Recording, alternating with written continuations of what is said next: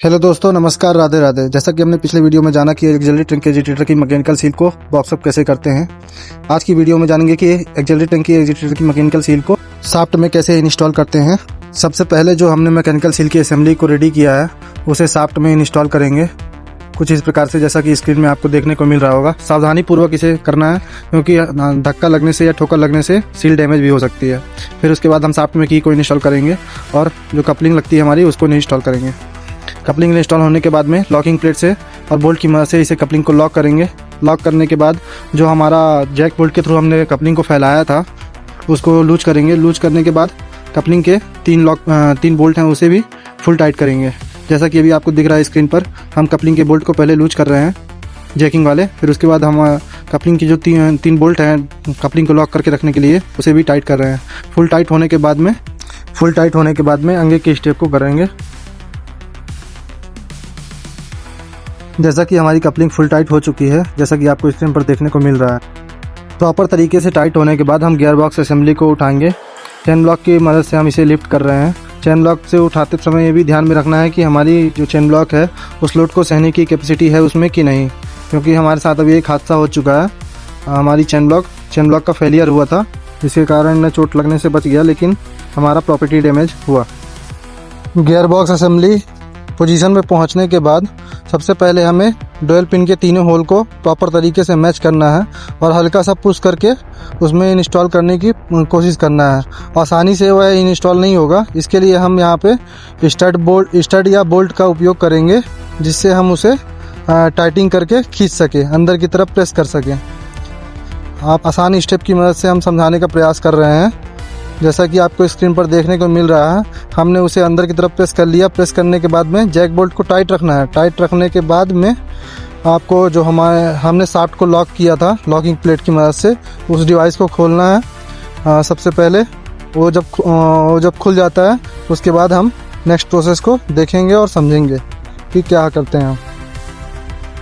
Bolt खोलने के बाद में लॉकिंग डिवाइस को सबसे पहले बाहर निकालना है। बाहर निकालने के बाद में जो हमारी मैकेनिकल सील असेंबली है उसे अंदर की तरफ इंस्टॉल करेंगे। अभी आगे आपको देखने को मिलेगा। और उससे पहले ये भी ध्यान रखना है जो हमारी शाफ्ट है उस एरिया जहाँ पे मैकेनिकल सील असेंबली इंस्टॉल होगी उस एरिया को प्रॉपर तरीके से क्लीन करना है। क्लीन करने के बाद में जो हमारी ओरिंग्स है उसमें ग्रीस लगा देना है और शाफ्ट में भी ग्रीस लगा देना है, ताकि वो जो हमारा मैकेनिकल सील असेंबली है आसानी से इंस्टॉल हो सके। इंस्टॉल होने के बाद में जो भी उसके बोल्ट हैं उस बोल्ट को प्रॉपर तरीके से होल मैच करके बोल्ट को लगा लेना है। लगाने के बाद में डायगोनली टाइट करना है। और ज़्यादा अगर आप इसको फिट करते टाइम में ज़्यादा फोर्स लगा के भी अंदर की तरफ नहीं ठेलना है। या जैक बोल्ट की मदद से लेके चले गए, पता चल रहा है हमारी जो सील है वो शाफ्ट में फंस रही है और हमने प्रेस कर दिया ज़बरदस्ती और सील में लोड आ गया तो हमारी सील टूट गई। ऐसा भी होता है कई केसों में। मैकेनिकल सील असेंबली के सारे बोल्ट लगने के बाद उसे डायगोनली पूरा तरीके से टाइट कर देना है। फुल टाइट होने के बाद में हमारे जो गियर बॉक्स की जैकिंग बोल्ट हैं उसे लूज कर देने हैं पूरा। जब तीनों इसमें 3 जैकिंग बोल्ट लगे हुए हैं, तीनों जब जैकिंग बोल्ट लूज हो जाएंगे उसके बाद हम उसे अंदर की तरफ शिफ्ट करेंगे। अभी हमने बाहर इसलिए रखे थे क्योंकि हमारा जो शाफ्ट है अंदर का जो स्लरी है वो बाहर ना आए, इस कारण से हमने उसे 11 mm बाहर की तरफ शिफ्ट किया था। फिर उसके बाद में लॉकिंग डिवाइस लगा के लॉक किया था। अभी हम इसको टाइट करके अंदर की तरफ मैकेनिकल सील असेंबली सेट करने के बाद अंदर की तरफ लेके जा रहे हैं। ले जाने से एक बेनिफिट हुआ कि हमारी जो स्लरी है बाहर नहीं आई मैकेनिकल सील असेंबली लगाने के बाद।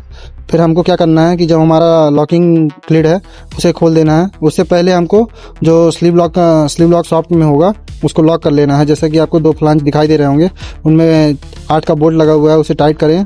टाइट करने के बाद में हमारी जो लॉकिंग क्लिड है उसे निकाल देना है और कपलिंग के बोल्ट को भी बराबर टाइट कर देना है। अब हम ड्रेन प्लग को लगा रहे हैं। ड्रेन प्लग लगने के बाद में हमारा जो कुंचिंग लाइन है उसे भी हम कनेक्ट करेंगे और प्रॉपर तरीके से कपलिंग के बोल्टों को भी लॉक कर देना है। डबल नट के माध्यम से इसका लॉकिंग सिस्टम तैयार हुआ है। रेडी होने के बाद में एक बार रोटेट करके भी चेक कर लेना है कि हमारा सिस्टम आराम से घूम रहा है स्मूथली कि नहीं।